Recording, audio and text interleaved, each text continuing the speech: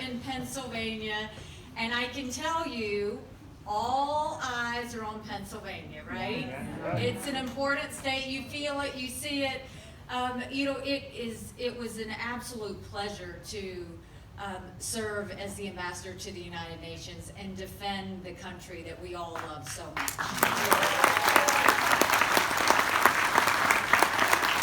And when the president asked if I would take the position, I said, well, Mr. President, there'd have to be some adjustments. And he said, well, what are they? And I said, well, I've been a governor. I don't want to work for anyone else. I'd want to work directly with you, so it would need to be a cabinet position. He said, done. What else? I said, well, I'm a policy girl, so I'd want to be in the room when decisions are made, so I'd need to be on the National Security Council. He said, done. What else? I said, well, I'm not going to be a wallflower or a talking head. I need to be able to say what I think. And he said, Nikki, that's exactly why I want you to do this. And he was true to his word from the first day to the last.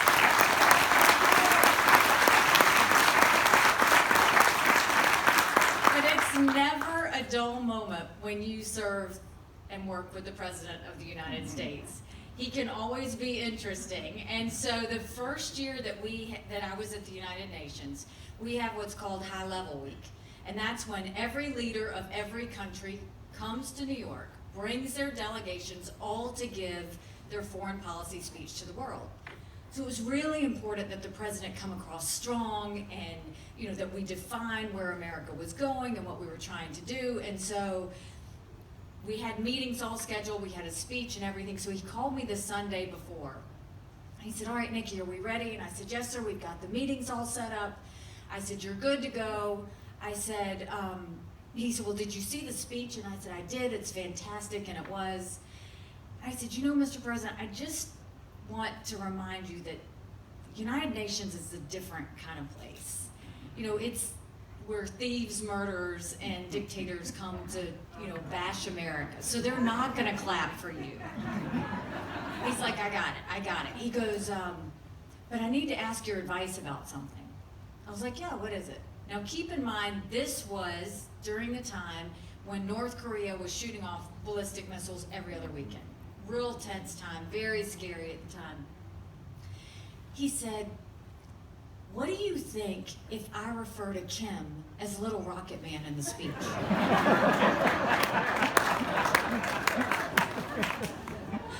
I said, you're the president. I said, I can't promise you what kind of response you're gonna get, but if that's what you wanna do. He said, well, I tweeted it out this morning and it just bombed. It was great with the base. So I said, all right, you go ahead and do whatever you want. So fast forward to that Tuesday, North Korean delegation in the front row. And he says it. And all of a sudden you just see everyone kind of, they've got their translator pieces in, so it took a little while to translate. 2 hours later, I'm meeting with the president of Uganda, and he says to me, so tell me, Madam Ambassador, what are we going to do about this little rocket man?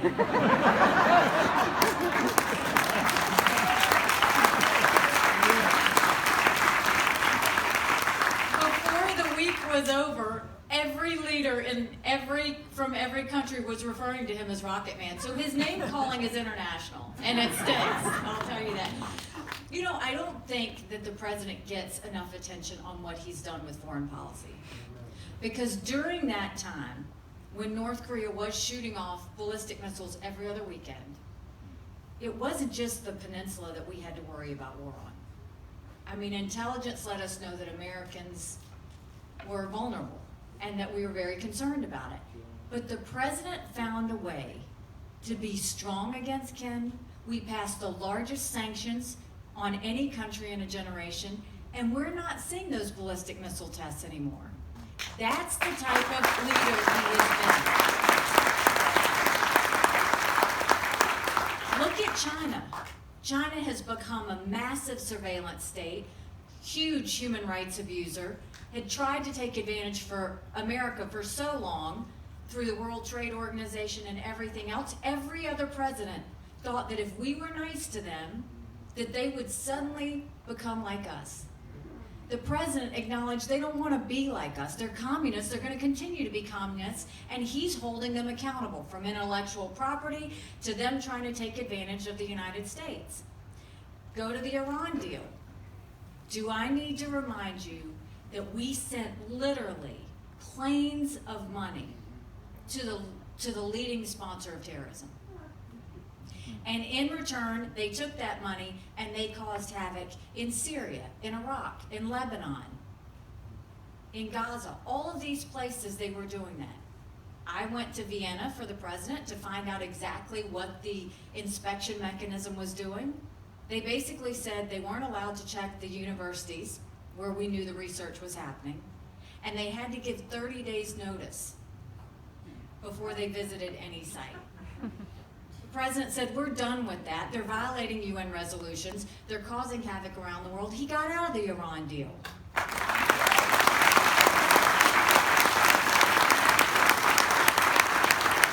And now Iran is at its knees, begging for something to happen.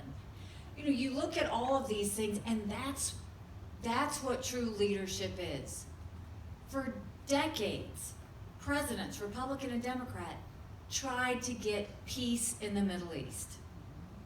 We've gotten peace in the Middle East like we've never seen before.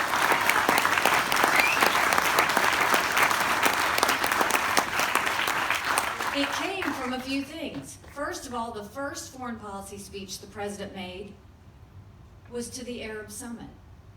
He didn't try and do what others had done and say, we're going to get peace through the Palestinians. He met with the Arab countries and said, let's all get together in the name of fighting terrorism and isolating Iran. What you saw when the Abraham Accords was signed recently with Bahrain and the Emiratis, the reason they did that was because of trust. They trusted the president. He did what he said he was going to do. He made a promise to them, and that was them saying, we're comfortable with President Trump. And then we see again, a couple of days ago, now it's Sudan. Every single country is starting to say that they want to normalize relations with Israel. And all of that started because the president had the courage to say, we're going to move the embassy from Tel Aviv to Jerusalem.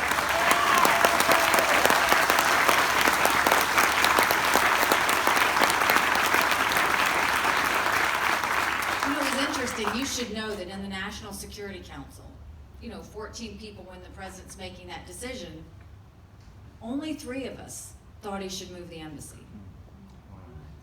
Everybody else told him what every National Security Council had told the presidents before. All the presidents promised to move the embassy. None of them did it, and I saw why.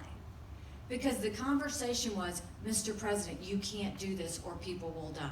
Mr. President, you can't do this or this will cause chaos in the Middle East. He had the courage to say, if not me, then who? If not now, then when? And I was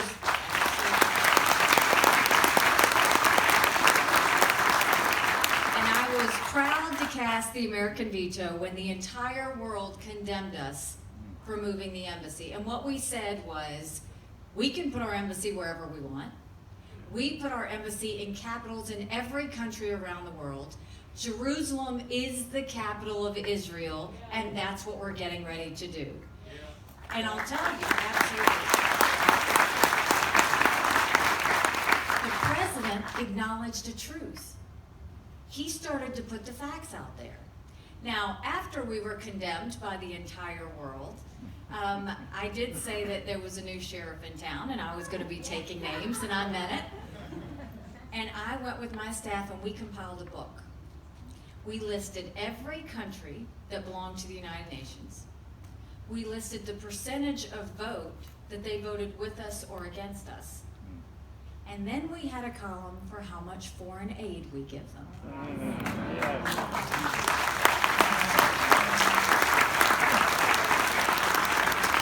I took this book and I gave it to the president.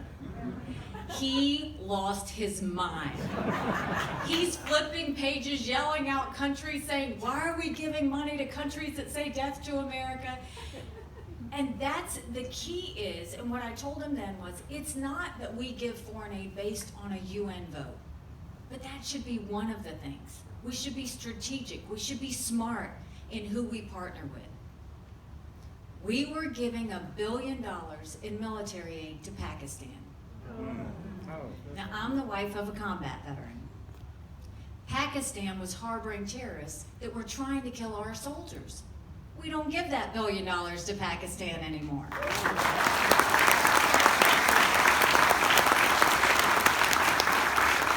president said we were going to start being strategic. The president said we're no longer going to buy friends with foreign aid. And the president laid down a marker. Now, did it make some of our friends mad? Yes. Because he changed trade deals to make them more fair? Because he went to NATO and said, look, we're not going to carry the burden. You've got to pay more. You've got to start taking care of your defense systems. What it did was it made the whole group stronger. And so it was tough love. It was always speaking truth to power. So you look at that great foreign policy achievement that the president has had, and you add that with one of the strongest economies we've seen in a long time, the lowest unemployment that we had seen in 50 years. Do you know the unemployment number today, even with COVID, is still lower than it was in the previous administration?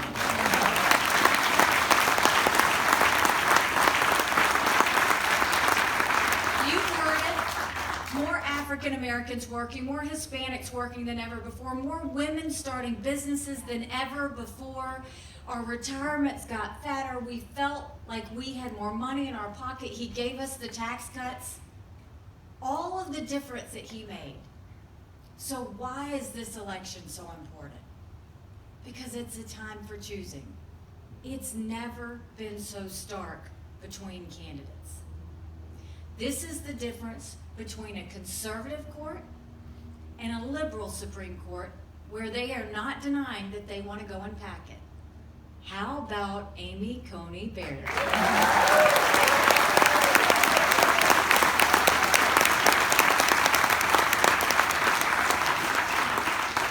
I call her our minivan justice. I love what she did in the Senate. The Senate thought they were going to give her a hard time. They don't get the fact she's got 7 kids and does carpool. That's nothing for her.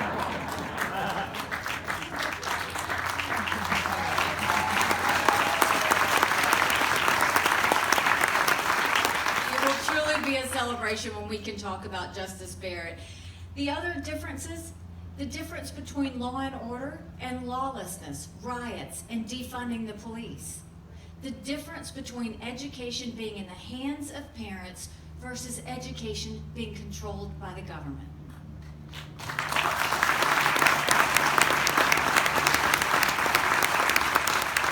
The difference in strong foreign policy and foreign policy where you buy friends with foreign aid. The difference in taxes. We all felt the benefits of the Trump tax cuts. Joe Biden wants to reverse those tax cuts. Joe Biden wants to increase taxes by $4 trillion. 82% of families will be affected. The average family income will go down $6,500.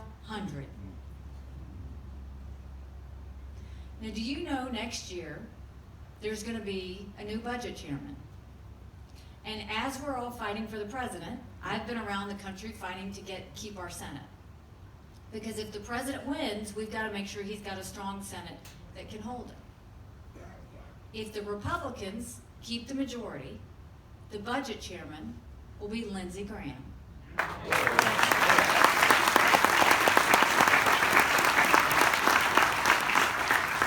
You're not ready. If the Democrats win, the budget chairman, get this, Bernie Sanders. That's what we're dealing with. We've got a president who understands that the Second Amendment's about protecting yourself, protecting your businesses, protecting your family. A president who understands that every single life matters and should be valued.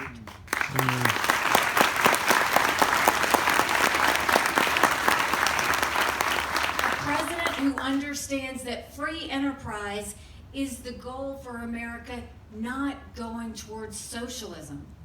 This Democratic Party is not your grandparents' Democratic Party.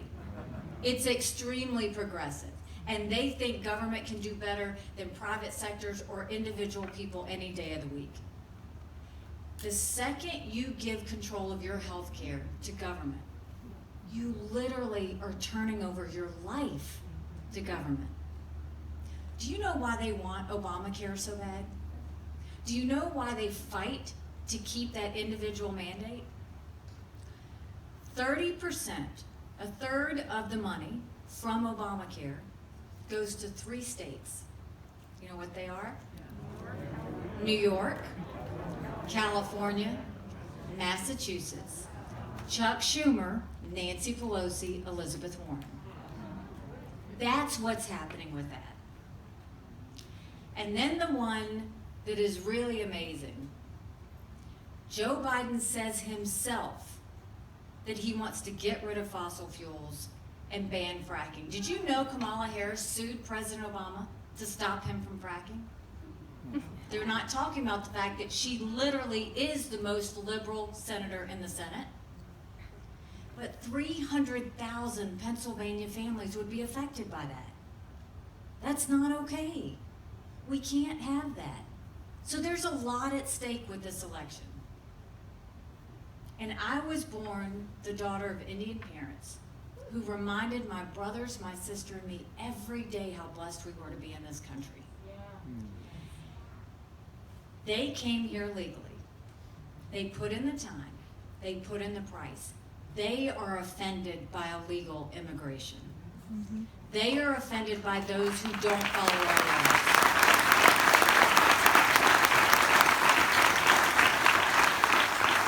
The president took on border security. He said we're a country of laws. He said that the second we give up being a country of laws, we lose everything this country was founded on. You know, when I was at the United Nations, I didn't go to the pretty places. That was the other cabinet members. I went to places that you will never go. And unfortunately, I saw things I can never unsee. I went to the Democratic Republic of Congo, where they use rape as a weapon of war. I went to South Sudan and sat with crying mothers whose babies had been taken from their arms and thrown into fires right in front of them. I'd been on the Simon Bolivar Bridge from Venezuela to Colombia, watching thousands of families walking in the blazing sun, holding their babies to get the one meal they might get that day. The average Venezuelan adult has lost 24 pounds. They are now killing zoo animals for food and digging out of trash cans.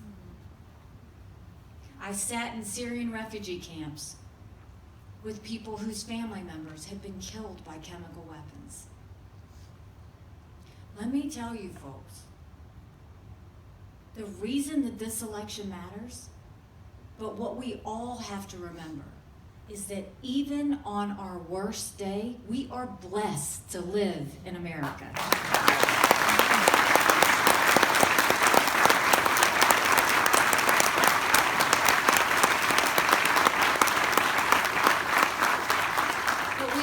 Fight for her, and we have to keep her strong, and we have to remember the freedoms that we have, and we have to protect them and hold them dear. And what we know is the only way we can continue to make sure that we have our freedoms in this country, continue to make sure that any child can be anything when they grow up, regardless of where they're born and raised, is to make sure that Donald Trump gets reelected for president.